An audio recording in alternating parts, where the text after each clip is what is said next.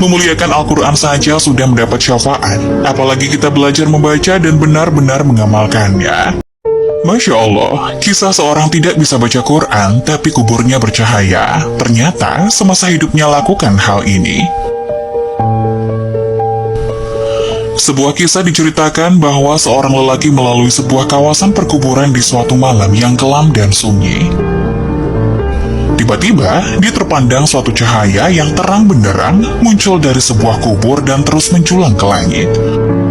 Tertegun dan kaku melihat kejadian itu, dia terpikir kemungkinan kubur ini adalah kubur seseorang yang sangat istimewa. Mungkin ia seorang wali Allah, atau ulama, atau orang soleh yang istimewa kedudukannya di sisi Allah.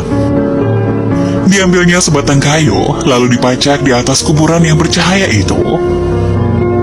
Keesokan harinya, lelaki itu datang lagi ke kawasan perkuburan itu dengan ditemani beberapa orang kampung.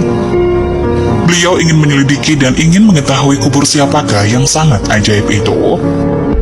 Untuk mengetahui dengan lebih lanjut, lelaki itu berkunjung ke rumah almarhum dan bertemu dengan istri si mati, lalu menceritakan keajaiban yang dilihatnya di perkuburan suaminya. Anehnya, istri almarhum terkejut dan keheranan. Dia sangat mengenal suaminya. Suaminya bukan siapa-siapa.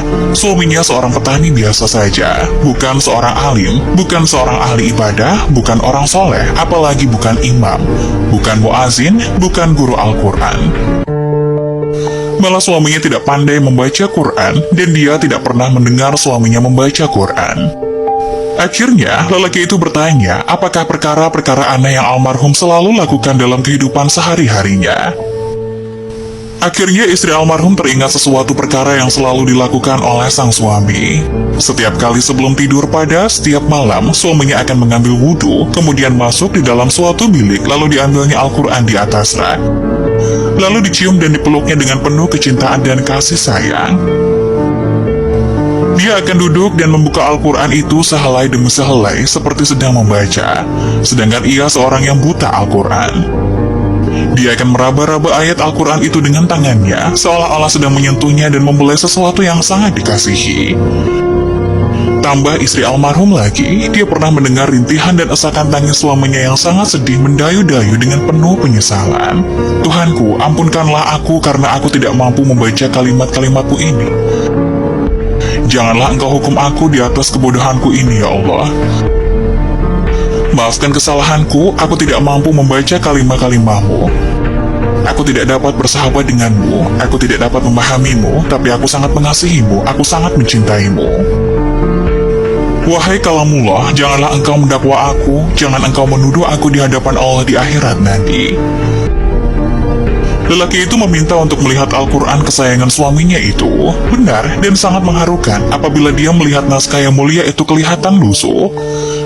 Helaian-helaian kelihatan selalu dibuka berkali-kali, dan ada bekas-bekas air mata di kertasnya.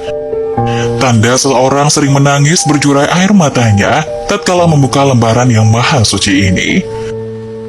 Pastinya lelaki ini sangat mulia pribadinya, hatinya telah bersatu dengan ruh Al-Quran. Dia sangat mengasihi kalimah-kalimah Allah itu dengan sesungguhnya. Berarti ia mengasihi Allah dengan seluruh jiwa dan raganya. Marilah kita menghidupkan Al-Quran di dalam masjid kita, di dalam rumah kita, di dalam diri kita. Setiap masa dan ruangkan masa setiap hari untuk membaca dan pahami isi-isinya. Memuliakan Al-Quran saja sudah mendapat syafaat, apalagi kita belajar membaca dan benar-benar mengamalkannya.